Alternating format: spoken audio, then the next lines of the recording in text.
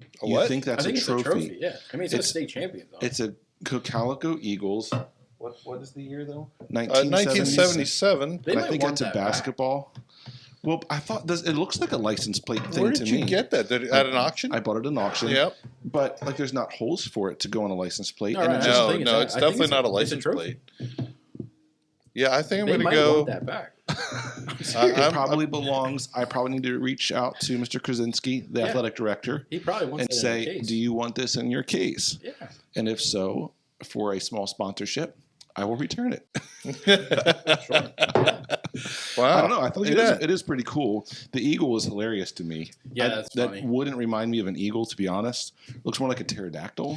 It's or some type not a of good ancient- rendition of it's an not eagle. a good eagle. No, Boy, it's, the P in pterodactyl just useless, you know. There's just no need for that.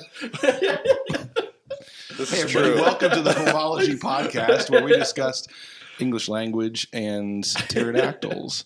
This is season 4, episode number 2, where we discuss Cocalico Eagles and tax incentives.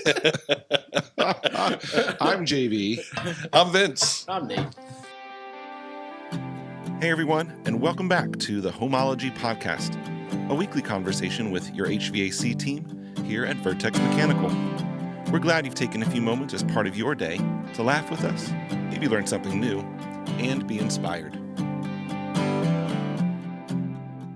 And as always, we're glad that you're with us. But that is a funny way to kind of start here. I really don't know where that belongs, and we will have to do some research about it. But it looks got like the state. Yeah, no, outline and definitely. I everything. mean, state champs. They want that back. Okay, well, I'll make sure. And is that you a get it. basketball or a That volleyball? is, I think it's Oh. supposed to be a basketball. I think it is I think too. it was too. Yeah. But there is one way to find out. We'll have to come back on the next episode and Yeah, confirm well, what this goes What to. that is all about. Dr. Musser, I Yeah. apologize for withholding this from the school district. Please forgive us. Anyway, we're glad to be here, and we're going to chat a little bit. It's tax season, like it or not. Yeah. But part of that is for a long time now, for the last year plus, there's been a lot of emphasis on some of the energy incentive rebates that are available for homeowners. And that's across like a lot of equipment, a lot of upgrades. Years ago, there's a push around the solar industry, but it actually ended up being something that the government was providing lots of rebates for homeowners. And that was water conditioning and water heating and your furnaces and efficiencies on heat pumps, et cetera. And not just geothermal, but across the board. Yeah. And you guys have spent a lot of time discussing that with homeowners and sharing about it. And it's not too late to get in on that. Yeah. There's some great options. So I want you to share a little bit about that. And then I'm going to share an interesting story that just happened with me related to those rebate options. So go for it, Nate. Yeah. So there's the common ones out there. So geothermal, which is what a lot of people know. Those you're just a mess over there. That's okay. Geothermal, which is the one that a lot of people know of, the 30% tax credit, and that has no cap. So whatever the project is, it's 30% of that, and that's what comes back in the terms of a federal tax credit. Yep. They also have expanded that quite a bit and went into heat pumps and heat pump water heaters. Mm-hmm. And some different things there. And so with heat pumps, what we're seeing now is we're seeing up to $3,200 in tax credits. Yeah. And those are on multiple qualifying appliances. So when you have a heat pump and then you also decide to do a heat pump water heater, for instance, those can be combined and you can get up to the $3,200 max there. So that is also, it used to be that within a certain number of years, you could only get so much back in that. They have done away with that now. So you can, if you have 2 systems in your house, for instance, and you replace one this year, and you replace one next year, you can get $2,000 this year, and you can get $2,000 next year. And so that's kind of all part of that that electrification movement is what they're trying to do there. Right. So the other part of this is the rebates, which you probably have heard of or seen, and those ones are up to $8,000 back, but we have gotten no new information on those yet. We have not We've been talking about this for months. Back in season 3, we started talking way about back this. when. Right. And so, we have gotten nowhere with that. Yeah. And just to clarify, this is the state rebates. Correct. Yes. Yeah, There's still rebates that from the utilities that are available and things like that, which is always a couple $100. Yep. But this is the big rebates that were coming from the state. Yep, that's correct. And those are on things like electric panels and heat pumps, and there's a whole list of categories of things that they have there. But we're just kind of slow into it, and so we haven't heard anything with that yet. But federal tax credits are for sure. You've been able to see that this year, and some different things there. Yeah. So we can help you with all of that. We can supply you with the necessary paperwork to be able to submit for those. We can talk about those, when we're in your home or when you stop by here. Yeah, we actually just had an individual that stopped in last week with that paperwork. Said, I'm just not sure I feel confident that I'm doing it right. Of course. Come right on in. And we just helped them fill it out. So you might be in a similar position just to make sure that you have your documentation. Yeah. We're happy to help with that. Yeah, of course. Yeah, for us, it's just another day. Yeah. Speaking of just another day, for many taxpayers, it's just another day coming up here in a few days of filing your taxes, which I did. Because I usually do them as soon as I can, as soon as I'm ready. I just love to get it done. Yeah, sure. And so I installed one of the new LG heat pump water heaters, which did come with a really great rebate on it, right? And I was excited about that. And so I use a tax software to do it. That they will remain nameless so that we don't, show up anywhere that we're not supposed to. But did it, submitted it. It was great, and because there's a whole section on home energy audit, and it was beautiful. Went through it all, entered my information. I was like, sweet, here comes money. I was excited about that because it was a higher cost initial investment. Yeah, right. But I've already talked about that on social media. If you haven't seen the savings that my goodness, I'm saving hundreds of dollars a year. Anyway. But so I submitted my taxes, even got the rebate back. Done. It was great. And I didn't pay a whole lot of attention to this because I thought, well, of course, they do several checks and they double check and triple check and make sure you're right. And then just about a week and a half ago, I get my watch goes off, my phone goes off, my email goes off. Alert, alert, alert. We made a mistake on your tax return. I'm like, you did what now? And here they said there was an error, and that entire section was deleted. Wow. So everything I entered for home energy savings was gone, and it said now you have to file an amendment. And I was like, oh, that sounds like trouble. But anyway, it wasn't. But you might run into that as well. So just be careful that when you're submitting this. So I finished it, resubmitted it. It's all gravy. It's all good. But I would have missed out on that. Yeah, sure. And so just be careful of that. There's a lot of overpromise, underdeliver when it comes to some of this stuff. And so ensure that you're doing it. And if you need help, please don't hesitate to call us and be like, we just want to make sure we have this right. We wouldn't want you to miss out on any of those opportunities. Yeah, definitely. Just because of a missed piece of paper or a warranty card or that kind of stuff. So shifting gears just a hair, but along the same lines. I know this is kind of I don't want to say a touchy subject, but it's one that gets confused around warranties. And we've said this year after year, but I wanted to reiterate it because we're entering the spring, cooling maintenance season. But Vince, you've been an advocate for a long time for maintenances on systems. And for a long time, it's because this helps your efficiency and your energy savings and it work correctly. But the other reason is because of warranties. And share a little bit about that because it never hurts us to say it again. Sure. Well, let's go back. I mean, we go back many years ago, when I first got into this industry, which is a very long time ago now. They build equipment. You were friends with Mr. Carrier. Yeah, almost could have been.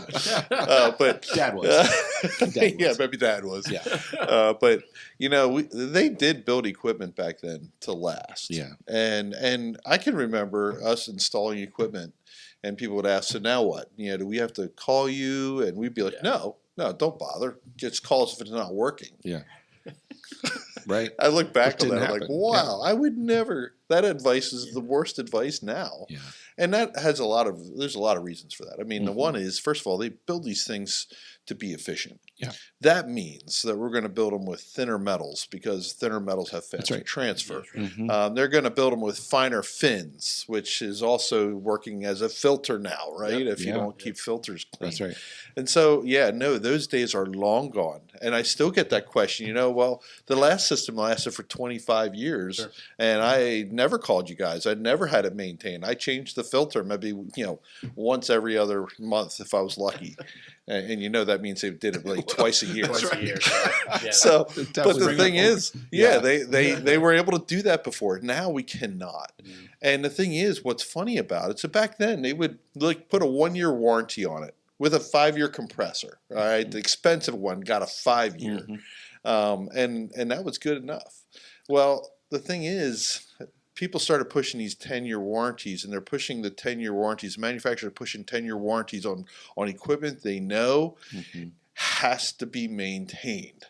Right. And therefore, they do have it in most fine prints that, if you have a major compressor failure or any of the majors, they could ask for your records of hey, have you had this professionally maintained? Your service records. And for us, I just don't want to ever be in that position. If I sold you a system and said, hey, you got a 10-year warranty, I want that thing, to have zero problems. And I don't want a year 7 because it hasn't been maintained. And I forgot to change my filter, as regularly as I should have. And now I have a major problem. And all of a sudden you're faced with a repair that's half the value of the system that we just put in. Right. Because there's not a single repair we do anymore that's inexpensive. That's right. Everything's expensive. And really so it's just so much easier. We've seen it for years that systems that have been maintained on a regular basis simply last longer. I mean, it's always. It's not sometimes. It's always. And so, it's just...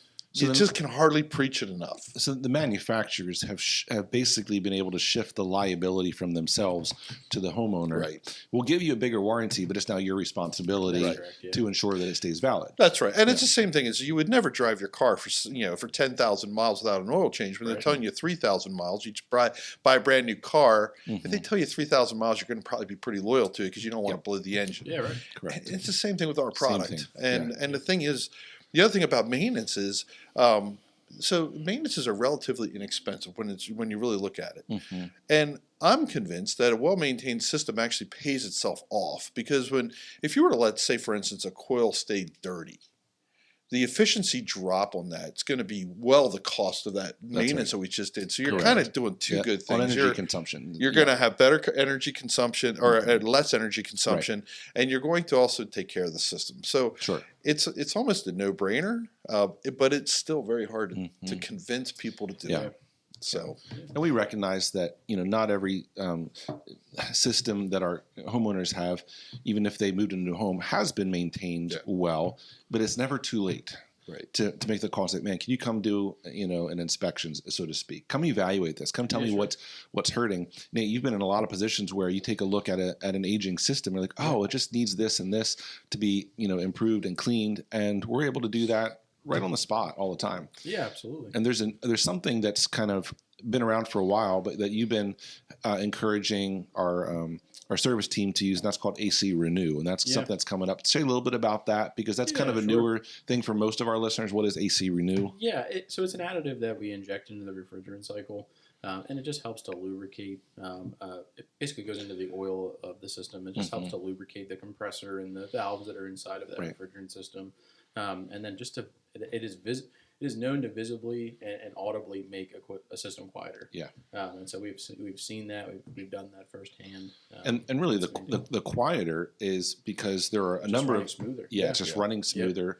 And I mean, they make those additives for cars and for vehicles all the time. Yeah, it's the same principle, right? Yep, same principle. And so it's a really inexpensive way to inject some health into your system. Yep. And so we recommend that you do that, at your maintenance visit. Now, is this something that you do every time? No, not every time. That's an important usually disclaimer. it's like a once and done kind of thing. Right. Yep. So if you haven't done that, it's an easy add-on to any of your maintenances. We would highly recommend it. And it's not something you have to do every time. Yeah, right. You do it once, and it helps the system for the duration of its life, which is really a pretty amazing little thing. So you can actually, to his point, the visual aspect is we can actually sit and watch an amp draw on a compressor and put this stuff in, and you can watch the amp draw drop. Yeah. And so there's actually a very, very, not only an audible difference where you can make that thing quieter and smoother, but you can actually see an efficiency drop or an efficiency increase, and actually get that money back pretty quickly. Yep. So happy tax time, everybody! We covered a bunch of random things here today, which was great, including the Cocalico Almost Eagle. Yep.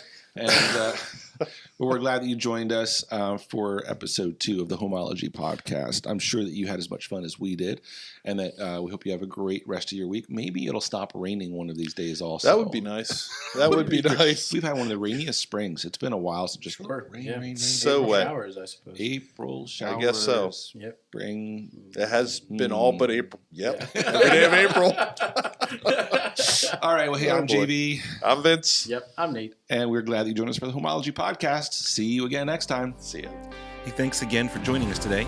As always, we hope you enjoyed your time with us and you'll return again next week. And if you need to get a hold of us, just visit vertex-mechanical.com to call or email.